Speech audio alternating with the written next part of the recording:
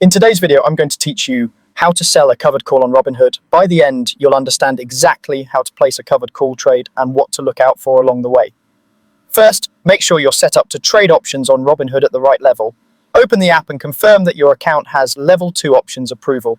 If you see prompts to complete your investor profile or an options quiz, go ahead and complete those. This is Robinhood's way of verifying that you understand the basics, and Level 2 is required for selling covered calls. If you don't see Level 2 yet, take a moment to finish any outstanding steps until it's active. Next, confirm that you own at least 100 shares of the stock you plan to use.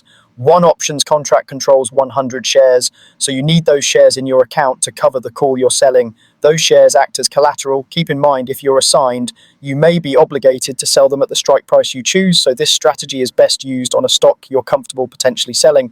Now, head to that stocks page in the app, double check you're on the correct ticker, then tap trade and select trade options. This will open the options chain where you'll see different expiration dates and strike prices. Choose sell call, then pick your expiration date and your strike price. Generally, the closer the expiration, the faster time decay works in your favor, but the premium will usually be smaller. A strike price above the current stock price is considered out of the money and tends to reduce the chance of assignment while still earning a premium. A strike closer to or below the current price offers a larger premium, but increases the chance your shares get called away. Match your choice to your goal, income focus, or a higher likelihood of selling your shares at a target price. When you're ready, review your order. You'll see a credit, which is the premium you collect for selling the call.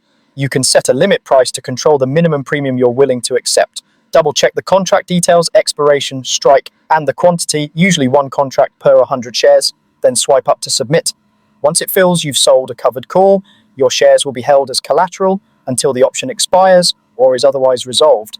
If the option expires worthless, you keep the shares and the premium. If you're assigned, your shares will be sold at the strike price and you still keep the premium.